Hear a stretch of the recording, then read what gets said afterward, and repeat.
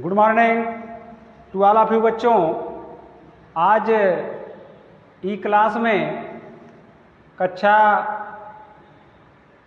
9 कक्षा 9A विषय गृह विज्ञान में अध्ययन किया जाएगा। जैसा कि वाई चल रही थी, चैप्टर था वाई, उसमें वाई में सारी चीज़ें बताई गई थी और वाई में वाई के दूषित होने के कारण, वाई को शुद्ध करने के साधन में, वाई को शुद्ध करने के साधन में एक साधन बताया गया था प्राकृतिक साधन, और दूसरा साधन है, दूसरी पॉइंट बची है बच्चों, कृत्रिम संसाधनों के आधार पर संवातन व्यवस्था। यानी संवातन चल रहा था। संवातन किसको कहते हैं बच्चों? संवातन का तात्पर्य शुद्ध हवा से ले लीजिए। जैसे एक कमरे में शुद्ध वायु का आना तथा अशुद्ध वायु का जाना, ये संवातन क्रिया कहलाती है। तो हमने पिछले दिनों जो है संवातन के साधनों में दो साधन मुख्य रूप से पाए जाते हैं, एक प्राकृतिक और दूसरा कृत्रिम। तो प्राकृतिक संसाधनों के आधार पर संवातन व्यवस्था का हमने अध्ययन करा दिया है, चर्चाएं हो गई है। आज जो है कृत्रिम संसाधनों के आधार पर संवातन व्यवस्था, इसके बारे में चर्चा करनी है। जैसा कि बच्चों संवातन का तात्पर्य शुद्ध वायु से है। एक कमरे में अधिक समय तक बगैर किसी हवा के यदि कमरा बंद है तो उसमें की वायु दूषित हो जाती है, और जब वायु दूषित होती है, वायु गर्म होती है, तो वह वायु ऊपर की तरफ उठती है। जमीन से ऊपर हल्की होने के कारण वह ऊपर की तरफ उठती है। तो उस ऊपर की तरफ वायु जब उठ जाती है तो कमरे से उस वायु को बाहर निकालने के कृत्रिम साधनों के बारे में हमने चर्चा की थी। अब जो है प्राकृतिक साधनों के बारे में चर्चा की थी, अब जो है हम कृत्रिम साधनों के बारे में चर्चा करने जा रहे हैं बच्चों। तो वह जो गर्म वायु जो होती है, वह कमरे से बाहर जो संसाधन आपके बने हुए हैं, लगे हुए हैं कमरों में, जैसे क्या कहते हैं, खिड़की, दरवाज़ा, रोशनदान। तो रोशनदानों के माध्यम से वायु जो है कमरे से दूषित वायु या गर्म वायु बाहर निकलती है। तो उसमें जो है किस तरह से, इसमें जो कृत्रिम का मतलब हो गया मानव द्वारा निर्मित, मनुष्यों द्वारा निर्मित। वह संसाधन जो मनुष्यों द्वारा निर्मित होते हैं उसे कृत्रिम संसाधन कहते हैं। तो ये वायु को, कमरे की वायु को शुद्ध करने के लिए हमको किन साधनों की आवश्यकता पड़ेगी, कैसे तैयार करना है, कैसे वायु को, दूषित वायु को बाहर निकालना है, इसमें कई तरह के साधन हैं। गर्म वायु को बाहर निकालने के निम्नलिखित का जो है उपाय हैं। संवातन की कृत्रिम व्यवस्था के लिए यंत्रों एवं बिजली की भी आवश्यकता पड़ती है। संवातन में मैंने शुद्ध वायु के लिए यंत्र और बिजली दोनों की जरूरत पड़ती है। इसमें कृत्रिम संसाधन में नंबर 1 जो है निर्वात विधि। नंबर 1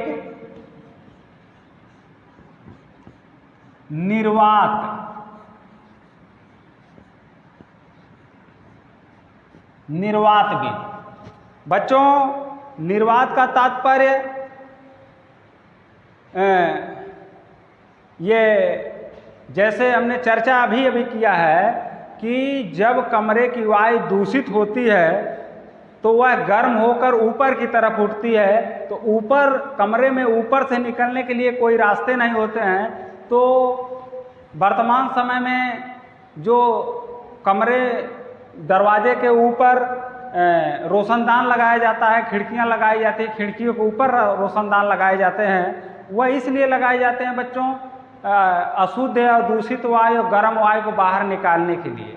इसमें जो है निर्वात में पंखे लगाए जाते हैं। जैसे पंखे के द्वारा बाहर निकाल सकते हैं वायु, उस पंखे को एग्जॉस्ट के नाम से जानते हैं। एग्जॉस्ट पंखा जो रोशनदान पर ही लगाए जाते हैं, उसका एग्जॉस्ट का काम है कमरे की सभी दूषित वायु को खींचकर उसको बाहर निकालना, यह निर्वात के अंतर्गत आता है। जो वायु जो है दूषित होकर ऊपर उठती है उसको आसानी से वह बाहर एग्जॉस्ट निकाल देता है, जिससे कमरे का वातावरण शुद्ध हो जाता है, वायु शुद्ध रहती है, तापमान नॉर्मल रहता है, जिसमें व्यक्ति आसानी से रह सकता है, जी सकता है।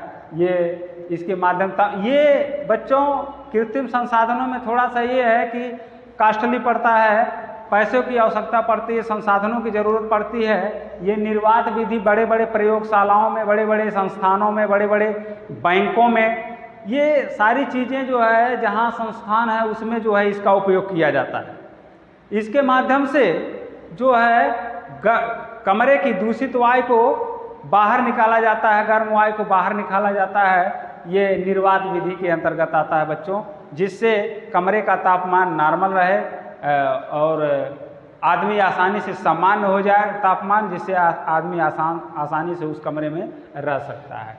दूसरा संसाधन बच्चों है इसका प्लीनम विधि। दूसरा है प्लीनम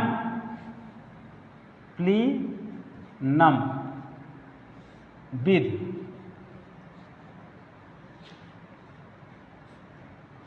बच्चों पहला जो निर्वात विधि थी, इसमें जो है पंखे के माध्यम से, एग्जॉस्ट के माध्यम से वायु को, दूषित वायु को बाहर निकाला जाता है कमरे से, तब कमरे का तापमान शुद्ध हो जाता है, नॉर्मल रहता है, जिसमें व्यक्ति रह सकता है, शुद्ध वायु मिल सकती है।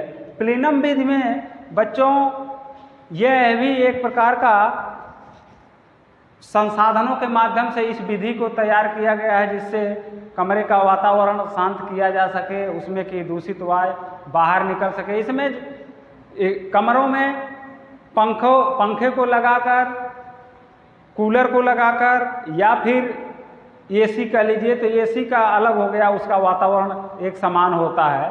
तो बच्चों इसमें प्रत्येक कमरों में एक पंखा लगा होता है, उस पंखे को चलाकर व्यक्ति अपने शुद्ध वायु की अनुभूति करता है, जिससे उसमें उस कमरे में रह सकता है। वायु जो है, गर्म वायु जो है हमेशा बाहर निकलती रहती है और शुद्ध वायु जो है अंदर आती रहती है। इसके अंतर्गत, प्लीनम विधि के अंतर्गत ये क्रिया होती है कि मतलब पंखे के द्वारा कमरे की वायु को शुद्ध किया जा सकता है। और कूलर के माध्यम से एक कमरे की वायु को शुद्ध किया जा सकता है, जिसमें ठंडी हवा भी लग सकती है व्यक्ति को, और ठंडी हवा तब महसूस होती है जब कमरे का वातावरण सामान्य रहता है। तो ये वहाँ का वातावरण सामान्य रहेगा, तब व्यक्ति आसानी से वहाँ रह सकता है। ये प्लीनम विधि के अंतर्गत आता है बच्चों। इसमें व्यक्ति जैसे पसीने से लथपथ है और पसीने से डूबा हुआ है और गर्मी की अनुभूति कर रहा है, तो उसमें जो है ये इसका उपयोग करके वह अपने शरीर के तापमान को जो है नॉर्मल बना सकता है, रख सकता है। इसके बाद बच्चों अगली विधि जो है मिश्रित विधि।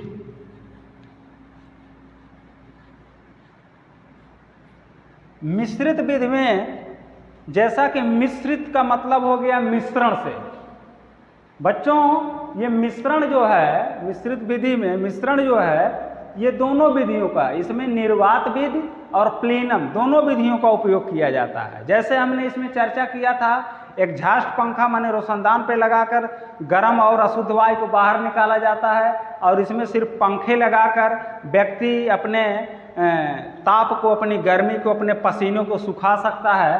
तो इसमें मिश्रित विधि में पंखा भी लगा होगा और एग्जॉस्ट भी लगा होगा, यानी निर्वात और प्लीनम दोनों विधियों का उपयोग किया जाता है। बच्चों नीचे जो है पंखे लगे होते हैं, कूलर लगे होते हैं, जिससे व्यक्ति को शुद्ध वायु प्राप्त होती है, और ऊपर एग्जॉस्ट लगे होते हैं, जिससे कमरे की दूषित वायु, कमरे की गर्म वायु वह कमरे से बाहर निकाली जा सकती है। इस तरह से बच्चों ये तीन विधियां। उसके बाद एक विधि और आती है, चौथी विधि भाप विधि। भाप के माध्यम से कमरे का तापमान और शुद्ध किया जा सकता है, शुद्ध वायु प्राप्त की जा सकती है। भाप विधि में क्या है बच्चों? अच्छा, ये सब का सब जो है सिर्फ सम्मातन क्रिया का ही उपयोग किया जा रहा है, कि मैंने शुद्ध वायु के लिए ही किया जा रहा है कि व्यक्ति को शुद्ध वायु प्राप्त हो।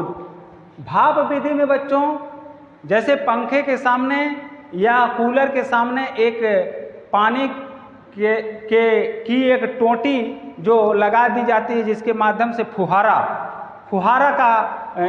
टाइप पानी निकलता है और उसमें उसके माध्यम से पंखा चलता है, तो वह जो है फुहारा जो है उड़ता रहता है, शरीर पर पड़ता है, तो व्यक्ति को शुद्ध वायु, हवा की शुद्ध वायु की अनुभूति प्राप्त होती है। इस तरह से बच्चों कमरे के वातावरण को इन 4 विधियों के माध्यम से शुद्ध किया जा सकता है, शुद्ध वायु की अनुभूति की जा सकती है, शुद्ध वायु प्राप्त की जा सकती है।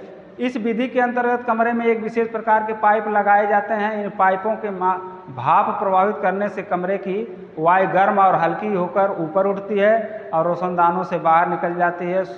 अशुद्ध वायु कमरे से बाहर निकलने से जो रिक्त स्थान बचता है या बनता है, उसे घेरने के लिए बाहर की शुद्ध वायु और ताज़ी वायु कमरे में प्रवेश कर जाती है।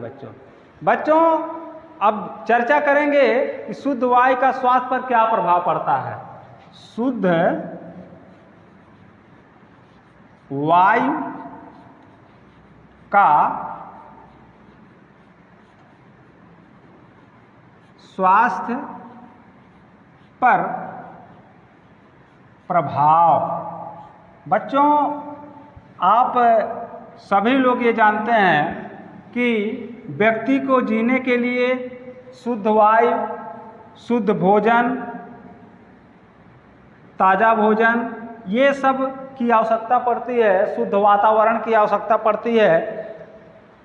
इसलिए ये शुद्ध वायु का स्वास्थ्य पर प्रभाव के लिए ये कृत्रिम संसाधनों की व्यवस्था की जाती है, प्राकृतिक संसाधनों की व्यवस्था की जाती है, जिससे व्यक्ति को शुद्ध वातावरण बना रहे, शुद्ध वायु मिले, शुद्ध हवा मिले, जिससे उसका स्वास्थ्य सही हो, सही ढंग से वह किसी प्रकार का रोग ना हो, इससे वह बच सकता है। इसके लिए बच्चों निम्नलिखित प्रभाव पड़ता है, जैसे कि नंबर 1 कह लीजिए, शुद्ध वायु रोगों की रोकथाम करती है, शरीर स्वस्थ रहता है, रोग प्रतिरोधक क्षमता में वृद्धि होती है। बच्चों ये शुद्ध वायु में व्यक्ति निरोग रहता है, इकट्ठे कह लीजिए कि व्यक्ति निरोग रहता है, व्यक्ति की रोग प्रतिरोधक क्षमता बनी रहती है या बढ़ जाती है या रहती है। इसके बाद बच्चों दूसरी पॉइंट, शुद्ध वायु को प्राणवायु भी कहते हैं, क्योंकि शुद्ध वायु से शरीर स्वस्थ एवं स्फूर्तिदायक रहता है। ये शुद्ध वातावरण से, शुद्ध हवा से, ठंडी हवा से व्यक्ति को हर कार्य करने की इच्छा अधिक होती है और वह कोई भी कार्य आसानी से कर सकता है। बच्चों उसके बाद जो है, शुद्ध वायु मिलने से रोगी शीघ्र लाभ प्राप्त करता है। शुद्ध वायु शारीरिक दोष दूर करती है। शुद्ध वायु से शरीर पुष्ट तथा निरोगी रहता है तथा कार्य क्षमता में वृद्धि होती है। शरीर फुर्तीले का अनुभव करती है।